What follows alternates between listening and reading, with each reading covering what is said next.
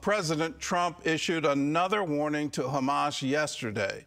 Stop killing people in Gaza, or we'll have no choice but to go in and kill you. Hamas has yet to turn over all the bodies of the deceased hostages. Israel calls that a violation of the ceasefire agreement. CBN News Middle East correspondent Julie Stahl has more. In a post on Truth Social, President Trump warned Hamas, if Hamas continues to kill people in Gaza, which was not the deal, we will have no choice but to go in and kill them.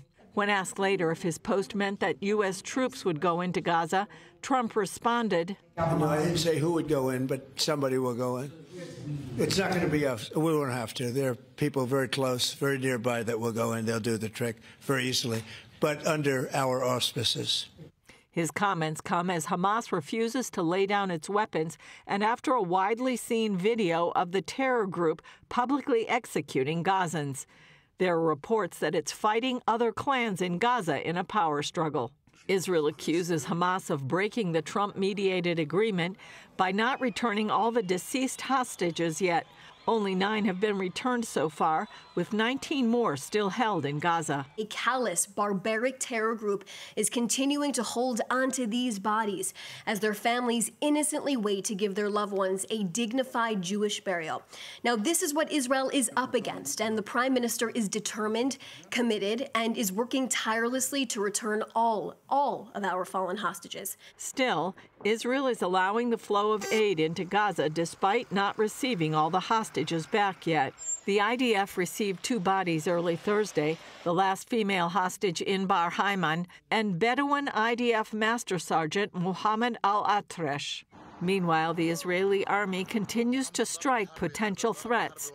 In Lebanon, the IDF is striking what it called Hezbollah terrorist infrastructure, which the group is using to rebuild.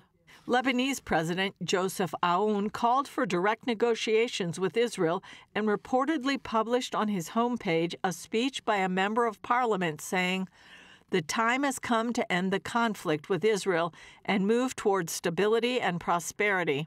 In Yemen, Houthi rebels said their chief of staff, a major general, died of wounds sustained in an Israeli airstrike, most likely in August.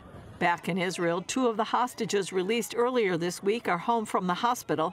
Captivity survivors Eitan Horn and Nimrod Cohen received huge heroes' welcomes as they returned to their hometowns of Kfar Saba and Rehovot. Julie Stahl, CBN News, Jerusalem. That hero's welcome is echoed in Scripture. Here it is in Isaiah 51. So the ransom of the Lord shall return and come to Zion with singing, with everlasting joy on their heads. They shall obtain joy and gladness. Sorrow and sighing shall flee away. That's a partial fulfillment these days in Israel with the return of the hostages. But we all look forward to that wonderful day of redemption, the Messiah returning to Zion, returning to Jerusalem. What a wonderful day that will be. Until that time, it looks like we're in continual conflict. In the Scripture, peace, peace, and there is no peace. If Lebanon is serious about peace, there could be incredible prosperity at the other side of that. I visited Beirut all the way back in 1969. At that point in time, it was called the Jewel of the Mediterranean. It was one of the most prosperous cities in the entire Middle East, not based on oil revenue, but based on the commerce that they had established. It was a beautiful city. Then in 1972, the PLO was kicked out of Jordan.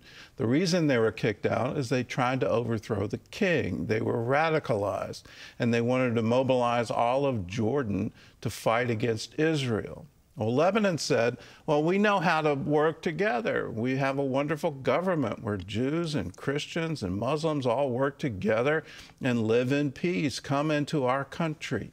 Well, what happened after that? Horrible things happen. And Lebanon has been destroyed as a result of the radicals right in their midst.